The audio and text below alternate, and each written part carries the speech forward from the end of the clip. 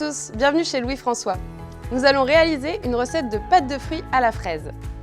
Pour cette recette, on va utiliser 4 produits Louis François, l'inuline et le glucose déshydraté qui vous permettront de baisser la saveur sucrée, la pectine jaune, idéale pour les pâtes de fruits, et l'acide tartrique pour activer la pectine.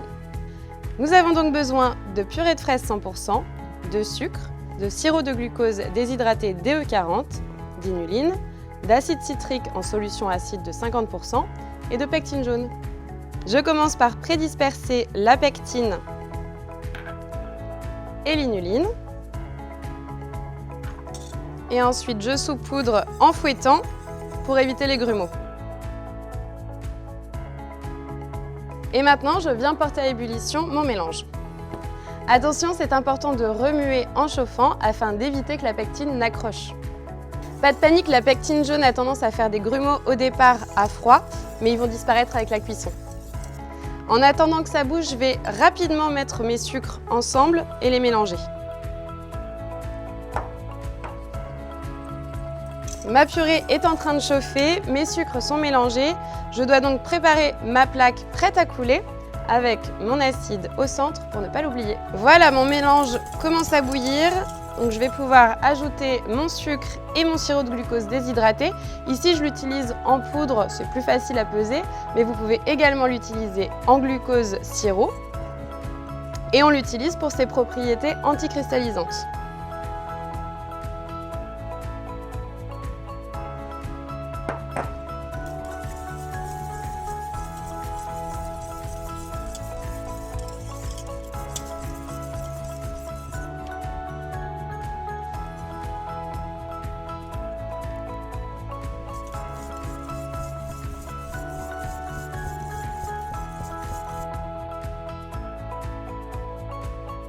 Alors là, on approche des 106 degrés.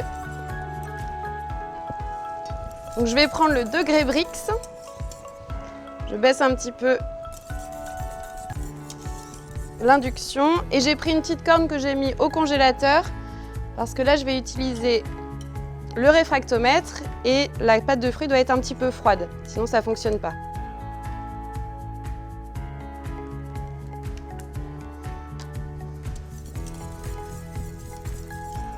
Elle manque encore un petit peu de cuisson, donc on va continuer.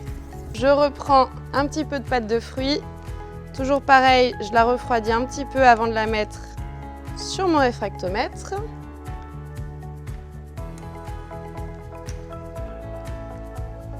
Et voilà, parfait. Donc là, je vais pouvoir ajouter l'acide hors du feu.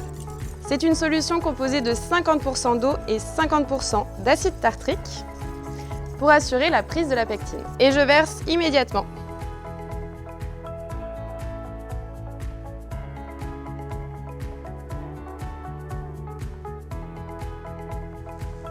Je la laisse maintenant refroidir et figer pendant 24 heures afin qu'elle atteigne sa texture idéale. Et voilà, elle est figée, on va pouvoir maintenant la découper et la sucrer.